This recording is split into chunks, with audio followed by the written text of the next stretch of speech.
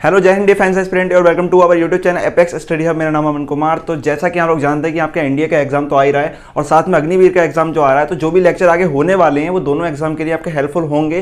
तो चाहे आप दोनों में से किसी भी एग्जाम की प्रिपरेशन कर रहे हो या दोनों की कर रहे हो, तो आप इन लेक्चर को जरूर देखें। तो यहाँ पर आज के लेक्चर में हम शुरुआत करेंगे ग्रेविटेशन की।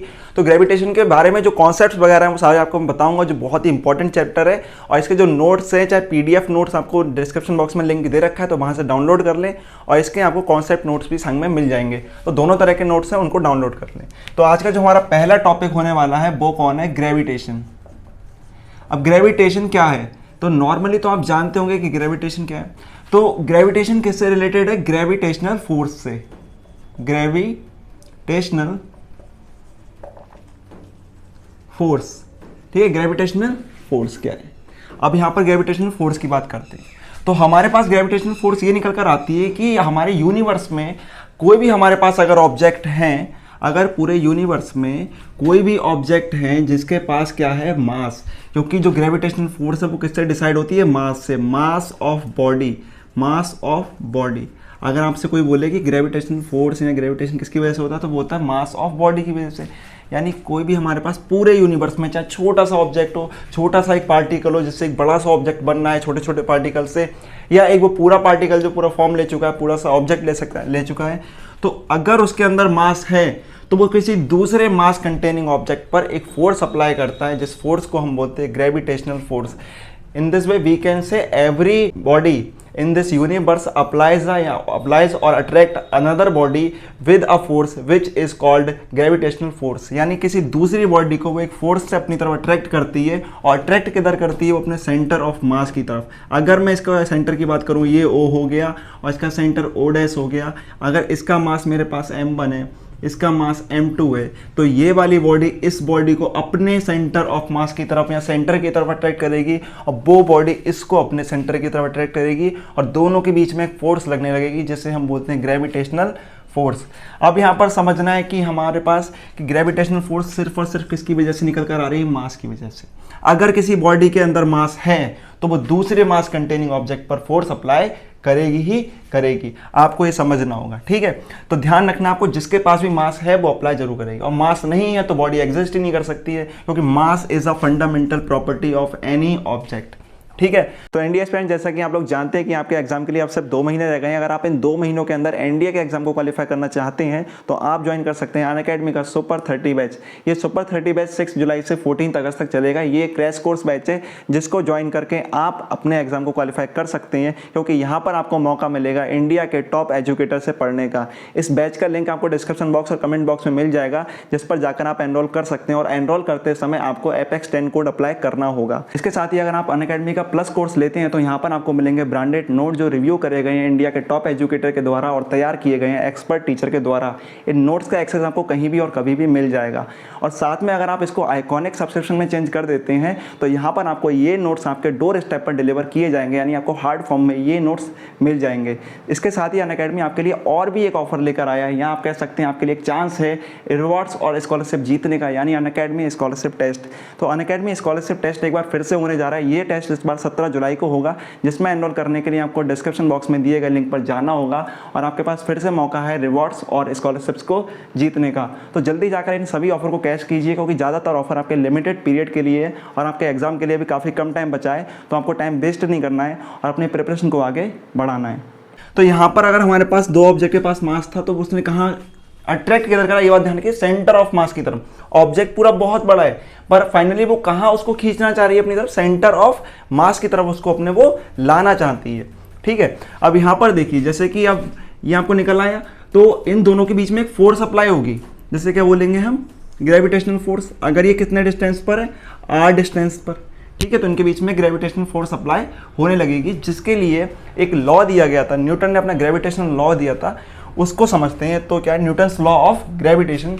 तो वो लॉ हमारे पास क्या कहता है? तो ये बहुत सिंपल सी चीज़ थी। ग्रेविटेशनल फोर्स क्या होती है कि सभी ऑब्जेक्ट एक दूसरे को एक फोर्स से अपनी तरफ या अपने सेंटर ऑफ मास की तरफ अट्रैक्ट करते हैं, जिसको हम ग्रेविटेशनल फोर्स कहते हैं। क्या कहते हैं? ग्रेविटेशनल फोर्स कहते हैं। क्लियर? उसके बाद हम देखते हैं कि Newton's law of gravitation. Newton's law of gravitation. इस लेक्चर के अंदर आपको कोई भी डाउट नहीं बचेगा, सारे के सारे आपको डाउट क्लियर कर दूंगा मैं। Universal law, it is a universal law. इसका मतलब ये हो गया, ये सिर्फ अर्थ पे काम नहीं कर रहा है, ये सिर्फ छोटे ऑब्जेक्ट पर काम नहीं कर रहा है, ये यूनिवर्सल लॉ है, हर जगह काम कर रहा है। मतलब यूनिवर्स के अंदर आप चाहे आप बहुत बहुत बड़े प्लेनेट की बात कर रहे हो, चाहे सैटेलाइट्स की बात कर रहे हो, चाहे छोटे से ऑब्जेक्ट की बात कर रहे हो, उन सभी के अंदर जो ग्रेविटेशन फोर्स लग रही होगी वो इस लॉ के अकॉर्डिंग लग रही होगी, इस लॉ को फॉलो करते हुए लग रही होगी। तो न्यूटन ने यह बताया कि अगर हमारे पास कोई दो मास कंटेनिंग ऑब्जेक्ट सेपरेट किए गए हैं किसी r डिस्टेंस से, और जो r डिस्टेंस है उनके सेंटर ऑफ मास से है। सेंटर ऑफ मास से क्यों लेते हैं डिस्टेंस? उसका रीज़न ये है कि किसी भी बॉडी का जो मास होता है वो उसके सेंटर ऑफ मास पर ही काम करता है। मतलब पूरी बॉडी ऐसे बिहेव करती है कि जैसे उसका पूरा मास उसके सेंटर ऑफ मास पर ही है। तो आपको ध्यान रखना है, कई बार हम इस तरह से भी समझ लेते हैं R, तो ये नहीं होगा, ये गलत है। सेंटर ऑफ मास से आपको R लेना होगा, क्योंकि जो आपका बॉडी का मास है वो कहाँ पर वर्क कर रहा है? सेंटर ऑफ मास पर। तो अगर कोई दो ऑब्जेक्ट हमारे पास जो हमारे पास के मास हैं m1 और m2 वो सेपरेटेड है किसी स्मॉल r डिस्टेंस से, तो इनके बीच में जो ग्रेविटेशनल फोर्स अप्लाई होगी वो फोर्स दो चीज़ों पर डिपेंड करेगी। सबसे पहला, जो ग्रेविटेशनल फोर्स होगी वो प्रोपोर्शनल होगी मास के प्रोडक्ट के, ठीक है। दोनों ऑब्जेक्ट के मास के प्रोडक्ट के वो कैसी होगी? प्रोपोर्शनल होगी। और दोनों ऑब्जेक्ट के जो मास हैं उनके सेंटर ऑफ मास के बीच का जो डिस्टेंस है उसके स्क्वायर के वो इन्वर्सली प्रोपोर्शनल होगी। It means F is proportional to m1 and m2 and F is inversely proportional to r square, ठीक है। ये क्लियर हो गया। ये दो रिलेशन निकल कर आते हैं उनके मासेस और उनके सेंटर ऑफ मास के बीच के डिस्टेंस के। तो यहाँ पर अगर हम इन दोनों को लॉ को मिला देते हैं, दोनों रिलेशन को मिला देते हैं, तो बाय दीज रिलेशन अगर इनको मिला दो तो क्या मिलेगा हमको? By these relation we get F is proportional to m1 m2 upon r square. तो हमको एक फाइनली ये रिलेशन मिलकर आता है। अब यहाँ पर जब हम प्रोपोर्शनलिटी का साइन को इरेज करते हैं, रिमूव करते हैं, तो यहाँ पर एक कांस्टेंट आता है g and then formula becomes g m1 m2 upon r square, यानी F is equal to g m1 m2 upon r square. यानी यहाँ पर एक फॉर्मूला हमें मिला कि अगर कोई दो ऑब्जेक्ट m1 m2 मास के हैं, सेपरेटेड है वो किसी स्मॉल r डिस्टेंस से, तो उनके बीच में लगने वाली ग्रेविटेशनल फोर्स को हम इस फॉर्मूले से डिफाइन कर सकते हैं, कैलकुलेट कर सकते हैं, बता सकते हैं कि वो क्या होगी। यहाँ पर जो एक कांस्टेंट आया है g, वो क्या है? ये जो हमारा g है कांस्टेंट, इसको हम बोलते हैं universal constant of gravitation. Universal constant of gravitation, इसका मतलब ये ऐसा कांस्टेंट है जो पूरे यूनिवर्स में कैसा होगा? कांस्टेंट। सिर्फ अर्थ पर नहीं, हर जगह पर, चाहे आप अर्थ के बाहर चले जाओ, सोलर सिस्टम में चले जाओ, पूरे प्लैनेट्स के सिस्टम में चले जाओ, गैलेक्सी में चले जाओ, हर जगह पर ये जी कैसा होगा? आपका एक कांस्टेंट वैल्यू आपको देगा। अब ये जो जी की वैल्यू होगी तो वो क्या होगी? तो जी की वैल्यू जो हमारे पास निकल कर आती है वो आती है 6.67 इंटू 10 टू दी पावर -11, ठीक है। कितनी? 6.67 into 10 to the power -11। Newton, इसकी यूनिट की बात कर लेते हैं। देखो यूनिट कहाँ से निकालोगे? इसको जी को यहाँ पर छोड़ देना। देखो मैं यहाँ पर यूनिट आपको ड्राइव करके दिखाता हूँ। तो जी को आप यहाँ छोड़ोगे तो r स्क्वायर इधर चले जाएगा f के पास, ठीक है। f r स्क्वायर हो जाएगा, m1 और m2 नीचे आ जाएंगे उसके। इसलिए बता रहा हूँ ताकि अगर आपको एग्जाम में एक बार को भूल जाते हो तो कैलकुलेट कर लो। सारी चीज़ें रट्टा भी नहीं मार सकते, भूल जाओगे। कॉन्सेप्चुअल चीज़ों को रट्टा मत मारा करो, ठीक है। f का क्या हो जाएगा? न्यूटन हो जाएगा। r का हो जाएगा मीटर स्क्वायर हो जाएगा, ठीक है। समझ में आ रहा है? r का क्या हो जाएगा? मीटर स्क्वायर, ठीक है। डिस्टेंस है। mm का क्या हो जाएगा? kg हो जाएगा, ठीक है। ये kg हो जाएगा, इसका भी kg हो जाएगा, देन वो kg स्क्वायर हो जाएगा। तो यहाँ पर जो इसकी यूनिट निकलेगी वो न्यूटन मीटर स्क्वायर पर kg स्क्वायर, ठीक है। तो जी की हमारे पास क्या निकल कर आई? न्यूटन मीटर स्क्वायर पर केजी स्क्वायर। क्या हम यहाँ से इसकी वैल्यू को हमेशा रख सकते हैं याद? ये एक यूनिवर्सल ग्रेविटेशन कांस्टेंट है, यानी पूरे यूनिवर्स में सेम रहेगा। चाहे ऑब्जेक्ट बहुत छोटे से पार्टिकल के बीच में लग रहा हो, वो गैस के पार्टिकल हो या माइक्रो पार्टिकल्स हो, चाहे अगर हम बात कर रहे हो वो बहुत बहुत बड़े प्लैनेट हो। अब आपको यहाँ पर एक चीज़ आ जाती है कि जो ग्रेविटेशनल फोर्स होती है वो हर पार्टिकल लगा रहा है और हर किसी पर लगा रहा है। जैसे अगर मैं आपसे बात करूं तो आपके अराउंड जितनी भी चीज़ें, आपका मोबाइल फ़ोन जिस पर आप लेक्चर देख रहे होंगे, या मोबाइल टैबलेट जो भी होगा, इसके अलावा आपकी कॉपी, पेन और बाकी सारी चीज़ें, आप पर भी फोर्स अप्लाई कर रही हैं, ग्रेविटेशनल फोर्स, और आप भी उन पर कर रहे हैं। लेकिन आपको उनकी फोर्स वो फील क्यों नहीं होती है? क्या आप इसका आंसर दे सकते हैं? वीडियो को पॉज करके एक बार इसका आंसर देना। यहाँ पर मैं आपको बताता हूँ इसका आंसर। हमारे अराउंड सारी चीज़ें हैं और सब म्यूचुअली एक दूसरे पर ग्रेविटेशनल फोर्स अप्लाई कर रही हैं। मतलब अगर मैं मानूँ हमारे पास अगर चारों तरफ हमारे 500 ऑब्जेक्ट हैं तो 500 ऑब्जेक्ट हमारे ऊपर फोर्स अप्लाई कर रहे होंगे, पर हमें उसकी फोर्स फील क्यों नहीं हो रही है? तो उसकी फोर्स फील ना होने का रीज़न ये होता है कि हम पहले से ही किसी दूसरे एक बड़े ऑब्जेक्ट की ग्रेविटेशनल फोर्स के अंदर हैं, और वो ऑब्जेक्ट हमारा कौन है? अर्थ। तो हम और वो दोनों ऑब्जेक्ट यानी जो दूसरे ऑब्जेक्ट हैं वो सभी किस में है? ग्रेविटेशनल फोर्स के अंदर हैं, जो कि अर्थ अप्लाई कर रहा है। अर्थ की ग्रेविटेशनल फोर्स हमारे बीच में लगने वाली ग्रेविटेशनल फोर्स से बहुत ज़्यादा है। क्या है? बहुत ज़्यादा है। इस वजह से ये होता है कि हमें उनकी ग्रेविटेशनल फोर्स और उन्हें हमारी ग्रेविटेशनल फोर्स फील नहीं होती है। अगर आपको और आपके पेन को एक ऐसी जगह पर रख दिया जाए जहां पर कोई भी ग्रेविटेशनल फोर्स अप्लाई नहीं हो रही है, तो आपके और उसके बीच की जो फोर्स है वो आप महसूस कर पाएंगे और पेन आपकी तरफ मूव करने लगेगा। अब यहाँ पर आता है एक टर्म कि सभी जो बॉडी होती हैं वो ग्रेविटेशनल फोर्स अप्लाई करती हैं। अब यहाँ से इस फॉर्मूले से एक चीज़ देखो, क्या m1 m2 के बीच में जो फोर्स लग रही है, अगर ये r डिस्टेंस पर है तो वो फोर्स इससे डिफाइन हो रही है। अब ये जो फोर्स होती है F, जो हमारा m1 ऑब्जेक्ट है वो भी F फोर्स अप्लाई कर रहा है, m2 ऑब्जेक्ट है वो भी F फोर्स अप्लाई कर रहा है। इसका मतलब दो ऑब्जेक्ट के बीच में जो ग्रेविटेशनल फोर्स लगती है वो हमेशा कैसी होती है? सेम होती है, वो चेंज नहीं होती है। यानी हम कह सकते हैं कि अगर दो अलग अलग मासेस के ऑब्जेक्ट भी हैं, सेम मास के हों, अलग अलग मास के हों, कैसे भी मास के हों, उनके बीच में जो ग्रेविटेशनल फोर्स लगती है वो हमेशा सेम होती है। अब यहाँ पर देखो ग्रेविटेशनल फोर्स तो सेम हो गई, पर जो अर्थ है वो हमारी तरफ मूव क्यों नहीं कर रहा है? अब समझिए, एक अर्थ है, अर्थ पर हम हैं, अगर हम थोड़ा सा ऊपर जाएंगे, यहाँ हम अर्थ यहाँ पर है, तो दोनों के बीच में ग्रेविटेशनल फोर्स सेम लग रही है। इसके हिसाब से क्या निकल रहा है हमारे पास कि दोनों object same gravitational force apply करते हैं, चाहे m1 हो चाहे m2। मैटर नहीं करता कि आपका मास कितना है, ठीक है। आप चाहे भले ही 1 kg के हो, चाहे अर्थ इतने ज़्यादा इन्फिनिट हो, इतना इन्फिनिट बड़ा लग रहा है आपके हिसाब से, लेकिन आपको समझना होगा कि दोनों की जो फोर्स है, ग्रेविटेशनल फोर्स है, वो सेम रहेगी। रीज़न क्या है उसको समझिए। यहाँ पर आपने देखा कि दो ऑब्जेक्ट के बीच में जो फोर्स अप्लाई होती है वो सेम होती है, पर फाइनली जो मूवमेंट होता है वो डिसाइड होता है उन बॉडी के मासेस से। मूवमेंट किससे डिसाइड होता है? बॉडी के मास से, कि कौन किसकी तरफ मूव कर जाएगा, कौन किसकी तरफ मूव कर जाएगा, ये डिसाइड होता है उनके मासेस से। अब यहाँ पर हमने अर्थ को देखा, अपने आप को देखा। हमारे कंपैरिजन में अर्थ बहुत बड़ा है, तो अर्थ का मास बहुत ज़्यादा है, जिस वजह से जो मास ज़्यादा होता है जिस बॉडी के अंदर, आप ऐसे भी समझ सकते हैं एक तरीके से उसका इनर्शिया ज़्यादा है, तो उस फोर्स से वो मूव नहीं कर पाएगा। इवन हमारे पास मास कम है तो हम उसको अट्रैक्ट नहीं कर पाते हैं। जिस बॉडी का मास ज़्यादा होता है हम उसकी तरफ अट्रैक्ट कर पाते हैं, क्योंकि हम इजीली मूव कर सकते हैं मास कम होने की वजह से, ठीक है। तो दो बॉडी के बीच में ग्रेविटेशन फोर्स हमेशा इक्वल लगती है, पर बॉडी जो कम मास की होती है यानी हल्की होती है, वो ज़्यादा मास वाली बॉडी की तरफ मूव करती है, ठीक है। तो जी की हमें वैल्यू पता चल चुकी है। यहाँ पर कई बार चीज़ें आती हैं, जैसे अगर आपको सिंपल सा ये भी एक फोर्स है तो इसका जो यूनिट होगी, यूनिट तो हमको पता है वो न्यूटन ही होगी। इसका अगर हम बात करें डायमेंशनल फार्मूला निकालने की, तो डायमेंशनल फार्मूला जो एफ का होता है वो हमारे पास क्या निकल कर आता है? MLT-2। MLT-2 is the dimensional formula of force, सही। कोई सी भी फोर्स हो, किसका उसका फार्मूला यही रहेगा, MLT-2। जी का डायमेंशनल फार्मूला भी निकालने को आ जाता है, तो इसको भी आप देखो क्या होगा। जी का डायमेंशनल फार्मूला आप इससे निकालिए, इसके यूनिट से। तो ये न्यूटन है, न्यूटन इधर भी था, तो इसकी क्या निकलेगी आपके पास? MLT-2। समझ रहे हो ना? यहाँ पर देखो फोर्स आ रही है, ऐसे निकाल लो। फोर्स का क्या होता है? MLT-2। यहाँ से निकालो फोर्स का MLT-2। आर का, R is a length, length का क्या होता है? L यहाँ पर स्क्वायर है तो हो जाएगा L2। क्लियर? देन नीचे क्या है हमारे पास? मासेस है, ये भी मास है वो भी मास है, तो मास का क्या होता है हमारे पास? M। अब दो मास है तो उसका हो जाएगा M² यानी M2। तो यहाँ पर हमारे पास क्या निकल कर आएगा? MLT-2 L2 और अपॉन M2। तो इसको अगर आप सही करेंगे तो यहाँ से इसको ऊपर ले जाओ, तो ऊपर है M1, नीचे M2 है, ऊपर जाएगा माइनस से जाएगा तो बचेगा -1, L2 है, L है, और ये हो जाएगा L3 हो जाएगा। और यहाँ से अगर हम T का निकालें तो वो निकलेगा हमारे पास T-2। तो इस तरीके से हमारे पास इसका डायमेंशनल फार्मूला निकल कर आएगा। क्या डायमेंशनल फार्मूला से हम MKS में इसके यूनिट निकाल सकते हैं?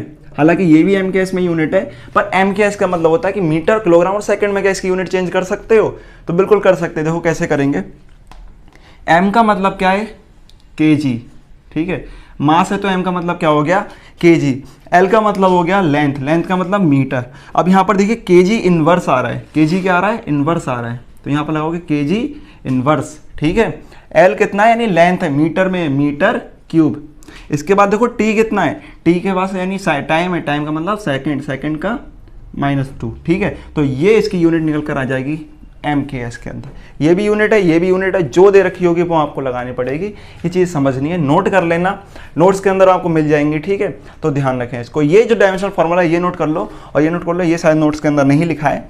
तो हम यहाँ पर देखते हैं ग्रेविटेशनल फोर्स दो तरह की फोर्स होती है, या दो तरह की फोर्स के कैटेगरी में आती है। सबसे पहला हमने देखा कि F is proportional to 1/r², और जब कोई फोर्स r पर यानी डिस्टेंस पर डिपेंड करती है, तो डिस्टेंस पर डिपेंड करने वाली अगर ऐसी कोई फोर्स है तो उसको हम बोलते हैं सेंट्रल फोर्स।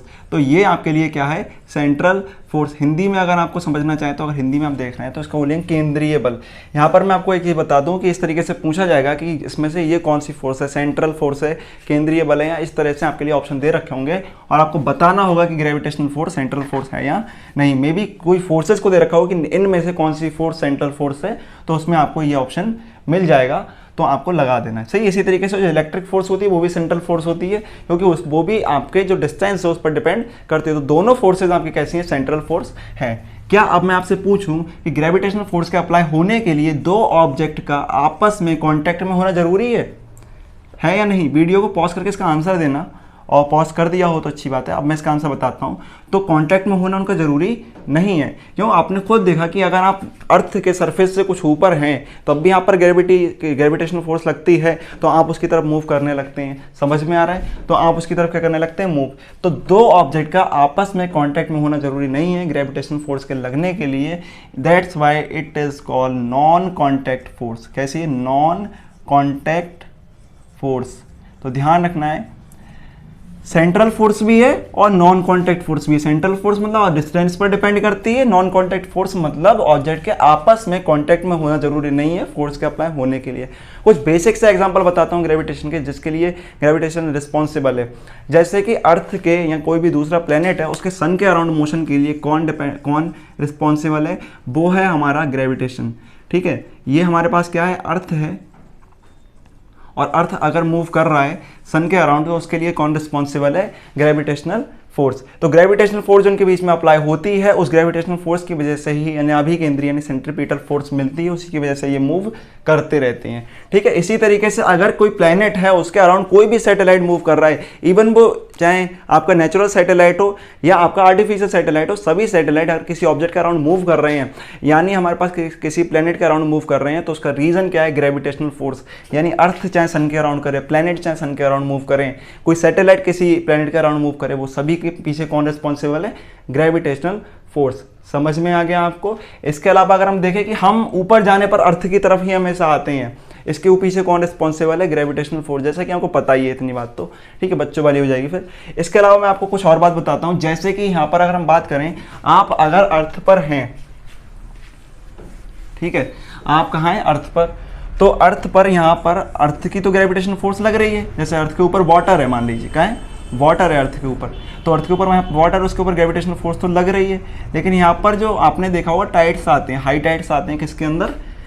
हमारे सी के अंदर, ठीक है, यानी समुद्र के अंदर हाई टाइड्स आते हैं। तो उसका रीज़न क्या होता है कि जब ये हमारे पास मून होता है, मून क्या करता है? जो वाटर होता है, वाटर पर अपनी ग्रेविटेशनल फोर्स लगाता है, क्योंकि वो भी एक बड़ा सा ऑब्जेक्ट है, ठीक है, समझ में आ रहा है ना? वो भी एक बड़ा ऑब्जेक्ट है। वो क्या करता है? वाटर पर ग्रेविटेशनल फोर्स लगाता है, जिसकी वजह से वाटर ग्रेविटेशनल फोर्स की वजह से ऊपर उठने लगता है। कहाँ लगता है? ऊपर उठने लगता है, जिसकी वजह से समंदर के अंदर क्या आते हैं? ज्वार भाटा जिससे बोलते हैं, हाई टाइड्स आते हैं। तो आपसे अगर कोई पूछे कि टाइड्स किसकी वजह से आते हैं, तो टाइड्स आते हैं मून के ग्रेविटेशनल फोर्स की वजह से। किसकी वजह से? मून के ग्रेविटेशनल फोर्स की वजह से वो आते हैं। समझ में आ गया? इसके साथ ही एक चीज़ और ध्यान रखना, आपको आगे में, चलो वो मैं आगे बताऊंगा, कोई वेट के बारे में बताया नहीं है, तो थोड़ा सा भी आगे सही रहेगा। इसके अलावा अगर आप किसी ने, आपने देखा होगा कि टेबल पर आपने ग्लास के अंदर पानी रखा हुआ है, ग्लास के अंदर क्या है? पानी रखा हुआ है, और ये पानी को अगर आप थोड़ा सा हिला दें तो आपको ये देखने को मिलेगा कि जो नीचे वाले सरफेस का पानी है, मतलब जो टेबल के ऊपर का, टेबल के पास की जो सरफेस है ना, यहाँ का पानी रुका रहता है, जबकि ऊपर वाला जो पानी है, मतलब ये जो यहाँ पर है, ये हिलता रहता है, ये हिलता रहता है, ये हिलता रहता है, और जबकि ये कैसा रहता है? स्टेबल। ये कैसा होता है? स्टेबल। ये आपको स्टेबल मिलेगा, और ये कैसा मिलेगा? मूविंग। या हॉवरिंग कह सकते हैं, हॉवर करता रहेगा, हिलता रहेगा उसके ऊपर। रीज़न क्या है? ग्रेविटी। ये कॉन्टैक्ट में जल्दी है, नीचे जल्दी है, इसके ऊपर ग्रेविटी अप्लाई हो जाती है, ये थोड़ा सा मूव करते रहता है, इसको बाद में होती है, ठीक है। तो ग्रेविटी की वजह से ग्लास में भरा हुआ पानी नीचे तो स्टेबल रहता है और ऊपर की तरफ वो हिलता रहता है। तो ये कुछ बेसिक से एग्जांपल थे ग्रेविटी के। और ग्रेविटी के बारे में अगर मैं आपको बताऊं तो ग्रेविटी की बहुत सी एक दो चीज़ें और होती हैं जो हमको समझनी चाहिए कि ग्रेविटी अगर पावरफुल है, अगर ग्रेविटी बहुत ज़्यादा पावरफुल है तो वो लाइट को भी बेंड कर सकती है। तो क्या हम बोल सकते हैं ग्रेविटी यानी gravitational force can bends the light, gravity can bends the light. अगर यहाँ पर हमारे पास ग्रेविटी बहुत पावरफुल है, कैसी है? बहुत ज़्यादा पावरफुल है, तो वो लाइट को भी बेंड कर सकती है, यानी लाइट रे को वो मोड़ सकती है। आपने देखा कि लाइट रे एक स्ट्रेट लाइन में चलती है, लाइट हमेशा कौन सी लाइन में चलती है? स्ट्रेट लाइन में। पर अगर कहीं पर ग्रेविटी बहुत पावरफुल है तो वो लाइट रे को अपनी तरफ अट्रैक्ट कर लेगी, जिसकी वजह से वो बेंड हो जाएगी। अच्छा नहीं लग रहा होगा, समझ में नहीं आ रहा होगा यार ऐसा कैसे हो सकता है? तो समझो, आपने एक चीज़ पढ़ी होगी, कौन? ब्लैक होल पढ़ा है ना, ब्लैक होल के बारे में पढ़ा होगा। ब्लैक होल के बारे में आपने ज्योग्राफी में भी पढ़ा होगा और वैसे भी आपने जर्नली इसके बारे में पढ़ा होगा। अब ब्लैक होल क्या है? ब्लैक होल के अंदर मानते पूरा यूनिवर्स है, हमारा बहुत छोटा सा है यूनिवर्स, तो ब्लैक होल तो बहुत बड़ा है, सिर्फ कई सारे ब्लैक होल भी हैं। तो ब्लैक होल के अंदर ग्रेविटेशनल फोर्स इतनी पावरफुल होती है, इतनी पावरफुल होती है कि उसके अंदर से लाइट एस्केप नहीं कर पाती है, निकल नहीं पाती है। समझ में आ रहा है? ब्लैक होल के अंदर से लाइट निकल नहीं पाती है। क्यों? रीज़न ये है कि उसके अंदर ग्रेविटेशनल फोर्स बहुत ज़्यादा है। तो ग्रेविटेशनल फोर्स लाइट रे को रोक सकती है तो बेंड तो कर ही सकती है। समझ रहे हो ना? इतनी पावरफुल है कि लाइट रे निकल नहीं पाती है, और लाइट रे निकल नहीं पाती है तो लाइट हमारे पास पहुंचती नहीं है। इसी वजह से ब्लैक होल ब्लैक दिखाई देता है, वरना ब्राइट होल होता अगर लाइट निकल आती तो उसमें ध्यान रखना है आपको, ठीक है। तो ब्लैक होल ब्लैक क्यों है? क्योंकि उसके अंदर से लाइट निकल नहीं पा रही due to its high gravitational force.